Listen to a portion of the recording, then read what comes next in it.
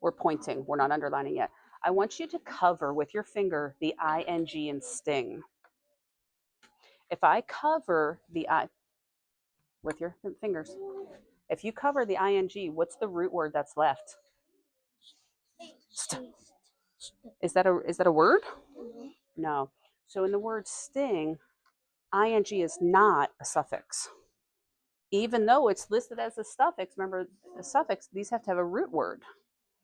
St is not a root word. So that would not be considered a suffix. Okay? So let's keep moving. This, everybody with me? This kind of pain is experienced by the boys of the Seter Ma tribe during their coming of age ritual. Experience. Good job. Underline experienced. Do you see any others there? Coming. If you cover the ing, what word is left there?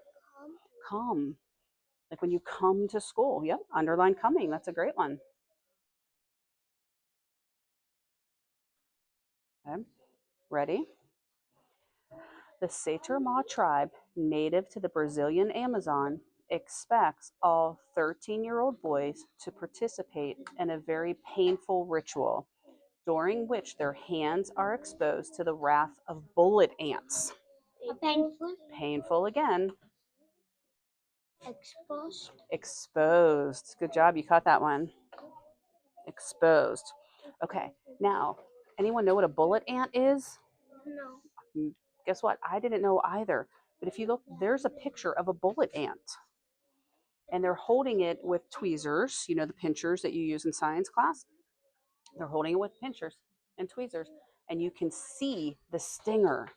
Do you see the stinger right there that sticks out? This one? Yep, that's the stinger. Could you imagine getting stung by that? That would hurt, wouldn't it? Yeah. Okay. So that way you have the visual of what that would look like. Let's go to the next paragraph. Now we know you're going to hear painful a lot, right? We already had it twice. So when we see painful, we're going to make sure we underline painful. Okay, everybody with me at the next paragraph? There are multiple steps to preparing for this ritual. Preparing. First, the ants have to be found. Once a sufficient number of these ants are collected, I didn't say it yet, stay with me, collected, they are sedated by the tribe's medicine man. Sedated. Do you guys know what sedated means? Do you know what sedated means? Nobody knows? It means to be put asleep. They're sedated, meaning they get put asleep so they don't hurt anybody. Okay? Then what is sedate? Sedate means to sleep. The medicine man does this by immersing the ants in an herbal solution. Immersing. Oh, that's another really big word. Does anybody know that word?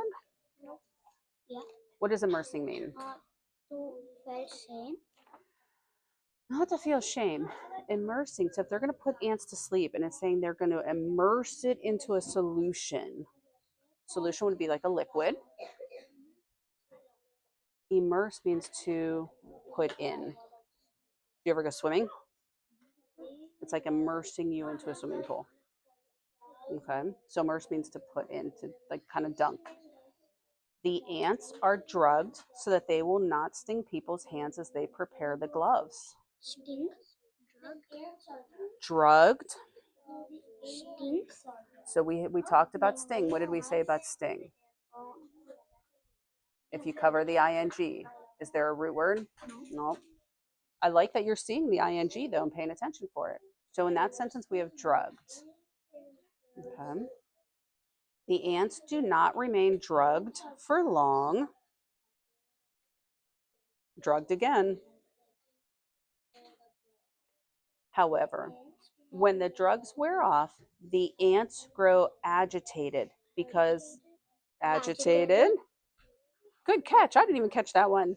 Agitated because they cannot escape from the glove. This is when the boy puts the gloves on. Are you paying attention to what they're telling us? Could you imagine, boys, if growing up you had to put on gloves with bees in them? Would you want that? No. Mm-mm. The boy must keep the gloves on for at least 10 minutes. Follow along. In order to distract the boy from his pain, the medicine man leads a dance. The boy must try hard not to cry out in pain. Even when the 10 minutes is up and the gloves can be taken off, the pain continues. In fact, the ant's stings are so toxic that the boy's hands remain paralyzed and in pain for up to 24 hours. Paralyzed. Do you know what paralyzed means? Do you know what paralyzed means? What is paralyzed? It's kind of hard to explain. Do you know how to explain it? Can you try? I'll help you. Paralyzed is basically like something which is something which controls you. Not something that controls you. Have you ever known somebody that has been paralyzed? Maybe they can't walk and they're in the wheelchair. Oh, So something you can't do. So it's similar to something you can't do. Paralyzed means motionless. So if they're paralyzed, his hands are like stiff. They're not in movement. They don't move. Somebody who's paralyzed in a wheelchair can't use their legs. Does that make sense? Their legs are paralyzed. Okay, I'm going to read the next paragraph, and I want you to underline the words as we go along without yelling them out, and let's see if we can all get the same words when we're done. Sound good? Okay, stay with me though, please. This day of pain is only one of 20 that the boy must undergo. To be considered an adult, please don't yell them out this time, just underline.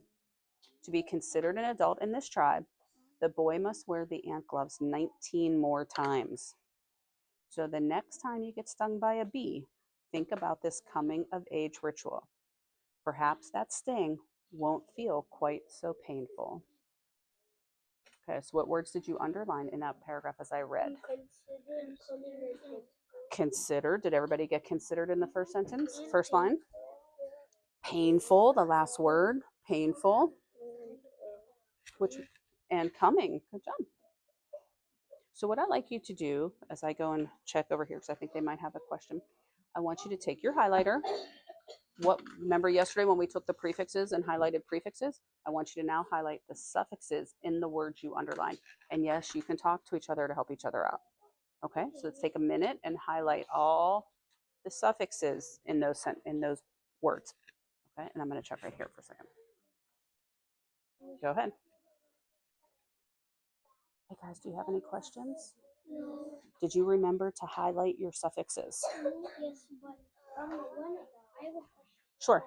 Should we highlight underline? Okay, so that was a great question. Can I stand here for a second? Because I'm in this way. Hold on. Hold on. What's the suffix in pain? Is there a suffix? What's the suffix? Remember the ending. And what endings were we doing? What endings were we doing? Remember, you can look on the screen.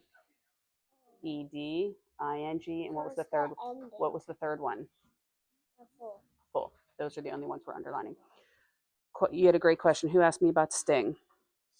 Okay, so find sting on your paper. I said stings With the S. What three suffixes are we using? Look at your screen. ING, ED, and FUL. Okay, sit down. I'll be right there. Right, so if you look at sting and you cover the ING, look at sting and cover your ING. What's the root word? Is there a root word left? You just have ST, right? So sometimes ING is part of the whole word. It's part of the root word. So when you see stings, that S is a suffix to the root word sting. But in sting, ING is not a suffix because your root word isn't ST. Okay, are you good? So here's my direction for you guys. I'm going to get to your question. Can I give this before I forget? You're going to do this page with one of those words that you underlined. I don't know why your name's in the middle of your page.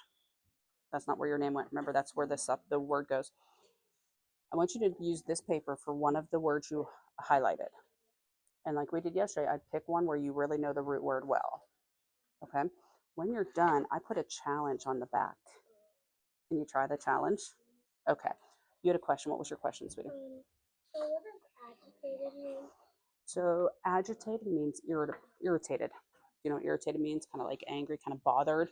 Like if your brother went, hey, hey, hey, hey, hey, you'd get really irritated.